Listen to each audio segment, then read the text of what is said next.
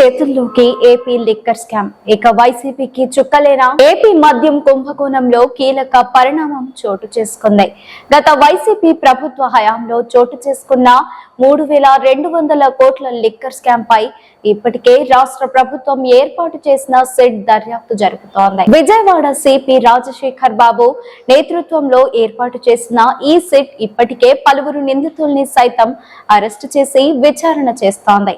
ఇలాంటి సమయంలో ఈ కేసును మనీ లాండరింగ్ చట్టం కింద దర్యాప్తు చేసేందుకు ఈడీ సిద్ధమవుతోంది. మనీ లాండరింగ్ నిరోధక చట్టం కింద ఏపీ మద్యం స్కామ్ ను దర్యాప్తు చేసేందుకు వీలుగా ఇప్పటికే సేకరించిన దర్యాప్తు వివరాల పత్రాలను తమకు ఇవ్వాలంటూ సిట్ ను ఎన్ఫోర్స్మెంట్ డైరెక్టరేట్ కోరింది.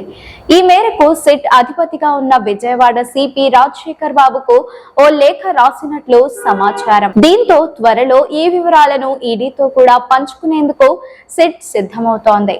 సిట్ నుంచి వివరాలు రాగానే ఈడీ ఈ కేసును మనీ లాండరింగ్ చట్టం కింద నమోదు చేసి దర్యాప్తు చేయనుంది. విజయవాడ సిపికి రాసిన లేఖలో లిక్కర్ స్కామ్ పై నమోదు చేసిన ఎఫ్ఐఆర్ తో పాటు సీజ్ చేసిన బ్యాంక్ ఖాతాల వివరాలు కూడా కోరినట్లు తెలుస్తోంది. లిక్కర్ స్కామ్ లో ఇప్పటికే సిట్ గత ప్రభుత్వంలో సలహాదారుగా పనిచేసిన కేసిరెడ్డి రాజశేఖర్ రెడ్డితో పాటు ఆయన పిఏ పైలా దిలీప్ ను కూడా అరెస్టు చేసింది. వీరితో పాటు మాజీ సీఎం జగన్ కు కార్యదర్శిగా పనిచేసిన ధనుంజయ రెడ్డి, ఓఎస్టీగా పనిచేసిన కృష్ణమోహన్ రెడ్డి, మరో నిందితుడు గోవిందప్పను కూడా అరెస్ట్ చేసేందుకు సిద్ధమవుతోంది. వీరికి సుప్రీంకోర్టు కూడా బెయిల్ తిరస్కరించడంతో అరెస్టు కోసం సిట్ గాలిస్తోంది. మరోవైపు లిక్కర్ స్కామ్ కేసులో మరో ప్రధాన నిందితుడిగా భావిస్తున్న వైసీపీ ఎంపీ మిథున్ రెడ్డిని అరెస్ట్ చేసి విచారిస్తే మరిన్ని వివరాలు బయటపడతాయని సిట్ అంచనా వేస్తోంది.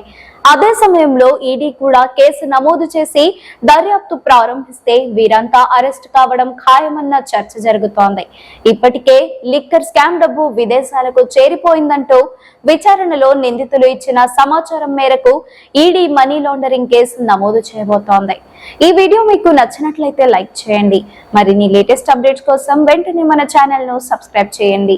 మీరు ఎటువంటి అప్డేట్స్ గురించి తెలుసుకోవాలనుకుంటున్నారో కామెంట్ బాక్స్ లో కామెంట్ చేయండి.